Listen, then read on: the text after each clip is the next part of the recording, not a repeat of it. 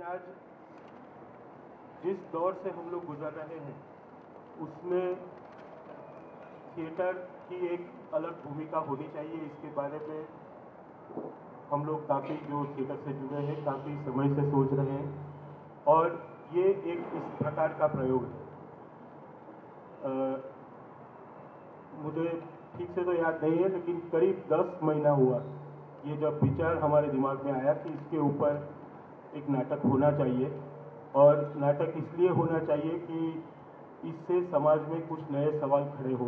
कुछ चर्चा खड़ी हो। ये नाटक इसलिए भी मैं थोड़ी बात आपसे कर रहा हूँ क्योंकि ये नाटक ऐसा है कि जो सवाल ऐसा नहीं है नाटक का कि जो नया हो, वो हजारों साल से हमारे समाज में चलता रहा है। जब भी जंग होते हैं, युद्ध होते हैं या तो हिंसा के लंबे दौर चलते हैं समाज में, तो महिलाओं के ऊपर क्या बीतती है, क्या सिर्फ वो बलात्कार की भोग बनती है या तो मारपीट की भोग बनती है कि उससे आगे भी उसको कई तरह की यंत्रणाएं सहन करना पड़ता है। ये एक सवाल जो मानव समाज का हजारों साल से चल रहा है। ये आज हमें इसलिए भी रेलेवेंट लगा कि ये गुजरात में 2002 में जो हुआ उसमें हम लोगों ने काफ़ी बातें की है। हम हिंदू मुसलमान के बारे में काफ़ी बातें करते रहे हैं, हम व्यवस्था को या कहीं ना कहीं सरकार को जिम्मेदार ठहराते रहे हैं, लेकिन हम लोगों ने कभी भी ये नहीं देखा है कि हम लोग यानी कि नागरिक समाज वो किस तरह से बिहेव कर रहा है। तो ये एक तरह से आप देखें कि ये चैलेंजिंग काम भी है क्योंकि गुजरात में 2002 में जो भी संस्थाएं, जो भी कर्मशीलों ने काम किया है पूरी निष्ठा से किया है, एक सद्भावना के साथ किया है कि लोगों का अच्छा हो, जो भी लोग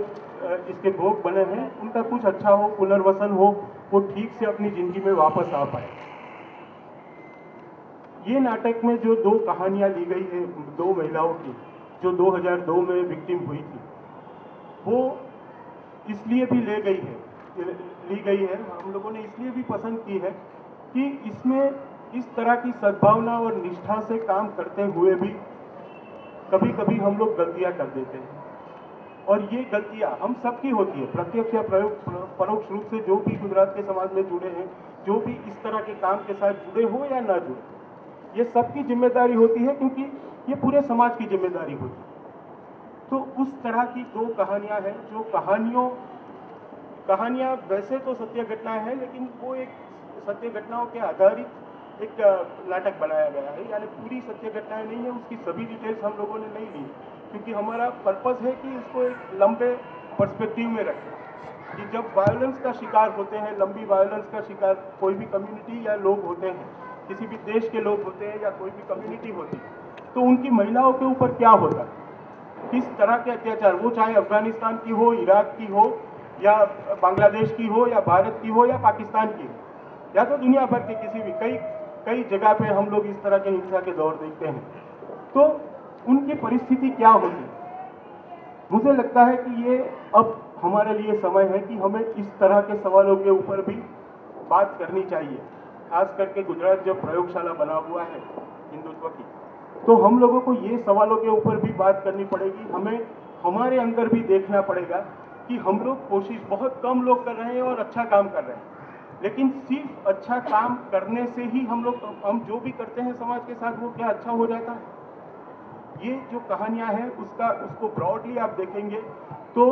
वो वही है कि आज ये दोनों करुणांतिकाएं, दो महिलाओं की कहानियां हैं, दोनों करुणांत हैं, लेकिन ये दोनों करुणांतिकाएं हमें काफी सोचने पर मजबूर करती है और इसीलिए काफी लंबे दौर तक हम लोगों ने मेहनत की है। स्वरूपेन ने जब स्क्रिप्ट लिखी, मुझे लगता है कि इतनी मानी हुई लेखिका है लेकिन उन्होंने 6 या 7 ड्राफ्ट किए इसके। हम लोग टीम में बैठकर बार बार डिस्कस करते रहे कि इस तरह से रखे या इस तरह से रखे। उसके बाद भी ये बच्चों के साथ जब हम लोगों ने प्रोडक्शन शुरू किया, मुझे लगता है उसको भी करीब 5-6 महीने, यानी काफ़ी हम लोगों ने एक जद्दोजहद की है 10 महीने तक इस नाटक के ऊपर। और आज वो दिन आया है कि आज हम आपके सामने रख रहे हैं। हम लोगों ने जैसे जिन साथियों को ईमेल किया था उसमें भी लिखा था, ये सिर्फ देखने के लिए नाटक नहीं है, ये चर्चा के लिए भी है। नाटक के बाद यहाँ भी, यहाँ से बाहर भी, क्योंकि इसकी अगर नाटक के बाद हम चर्चा करते हैं और कहानी में ये नहीं है या वो नहीं है, उस तरह की चर्चा हम नहीं करेंगे। हम लोग उस तरह की चर्चा हम अलग प्लेटफॉर्म पर कर सकते हैं जो लोगों ने साथ में मिलकर अच्छा काम किया है और उस वो जो लोगों की अच्छा काम करते करते बिल्कुल कॉन्शियसली या अनकॉन्शियसली उनसे गलती हो गई, तो वो एक अलग प्लेटफॉर्म होगा कि जहाँ पे हम लोग इसके ऊपर डिस्कस कर सकते हैं। यहाँ हम लोग इस तरह की घटनाएं जब होती है तो क्या होता है समाज में, और उस तरह की करुणांतिका का जो लोग भोग बनते हैं उनकी जिंदगी में क्या होता है, ये हमारे लिए बहुत ही ज़रूरी है। और इसीलिए ये नाटक हम लोगों ने पसंद किया है। हम मानते हैं कि हम जितने भी कलाकार हैं वो कलाकारों का ये एक धर्म भी है, हम लोगों की ये फर्ज भी है कि हम इस तरह के सवाल उठाएं और समाज में। इसीलिए मैंने कहा कि आज का दौर ऐसा है कि जिसमें नाटक सिर्फ एंटरटेनमेंट के लिए नहीं होगा, उसको समाज के इस तरह के सवाल उठाने पड़ेंगे, और यही कोशिश हम लोगों ने ये नाटक के माध्यम से आज से शुरू की है।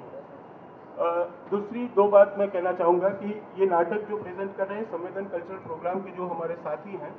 वो कोई कलाकार नहीं है। आप में से कुछ लोग जानते हैं जिन लोगों ने पहले भी संवेदन, क्योंकि संवेदन एक ही ग्रुप गुजरात में ऐसा है कि जो पिछले 5 साल से कंटिन्यूअस नाटक कर रहा है, हर साल 2 या 3 नए नाटक करता है और गांव-गांव शहर के करीब इलाकों में जाकर करता है। लेकिन ये 5 साल के 6 साल के बाद पहली बार ऐसा मौका है कि ये बच्चे आप जैसे ऑडियंस के सामने, कि जो पढ़े लिखे हैं, एलिट हैं, उनको ही कुछ बात, उनके साथ ही कुछ डायलॉग करने के लिए नाटक कर रहे हैं। तो उनके लिए भी थोड़ी नई बात है ये, क्योंकि इस तरह का नाटक हमारे समाज में, क्योंकि हमारे संवेदन के जो साथी हैं वो अहमदाबाद के मजदूर इलाके में रहने वाले दलित और मुस्लिम यूथ हैं, वो लोग ज़्यादा पढ़े हुए भी नहीं हैं। तो उनके एक्सपोजर में इस तरह का थिएटर जो आप देख रहे हैं कि कुछ सेट लगा हुआ है, ये सब, तो उस तरह की एक्टिंग, उस तरह का थिएटर करने का मौका उनको नहीं मिला है। तो ये एक नई बात भी है उनके लिए, वो भी सीख रहे हैं ये प्रयोग के साथ साथ। और दूसरी बात मुझे ये भी कहनी चाहिए कि हम लोग गुजरात या महाराष्ट्र में इस तरह का नाटक करते हैं तो ये जो जगह हम लोगों ने पसंद की है वो एक कॉम्प्रोमाइज़ है हमारा। हम चाहते थे कि कोई ऐसा 150-200 लोग बैठ सके, ऐसा छोटा सा हॉल मिले, लेकिन थिएटर सेंसरशिप जिस तरह से गुजरात और महाराष्ट्र में चल रही है, जहाँ पे आप अगर थिएटर अगर सेंसर नहीं करवाते हैं सरकार के पास तो आपको कोई भी हॉल नहीं मिल सकता है। तो ये दिक्कतों के चलते हम लोगों ने ये जगह पसंद की है। अभी शुरुआत में हम कोशिश में हैं कि कॉलेजेस या स्कूल्स में या उस तरह की जगह जो संस्थाओं के पास भी हो, जो प्राइवेट संस्थाएं हैं, वो लोग इस तरह के प्रयोग के लिए भी हमें जगह दें, क्योंकि इस तरह के नाटक करना वो समाज के लिए बहुत ही जरूरी है। जिसमें चाहे, मैं सेंसर की बात इसलिए भी कह रहा हूँ कि हम लोग भटक जाना नहीं चाहते थे। हम लोग 20 साल में करीब 4 बार लड़े हैं, हाईकोर्ट में केस किया है सरकार के सामने। तो सेंसरशिप के सामने लड़ना आज के दौर में, और 2003 में जब हम लोगों का नाटक रोका गया था सुनो नदी क्या कहती है, तब हमारा ये भी अनुभव रहा कि 84 में जब रोका गया था तो काफ़ी सारे सिविल सोसाइटी के लोगों ने, जो बुद्धिजीवी हैं, लेखक हैं, कर्मशील हैं, उस तरह के लोगों ने सपोर्ट किया था। 2003 में गुजरात में से बहुत कम लोगों ने सपोर्ट किया। तो हम नहीं चाहते थे कि इसको सेंसर बोर्ड में ये स्क्रिप्ट रखें और फिर वो ना बोले और हम लोग नाटक करने के बजाय और जगह पे चले जाएं। ये हम नहीं चाहते थे, इसलिए भी ये नाटक ऐसी जगह पे कर रहे हैं। मेरी एक ही गुजारिश है आप सबको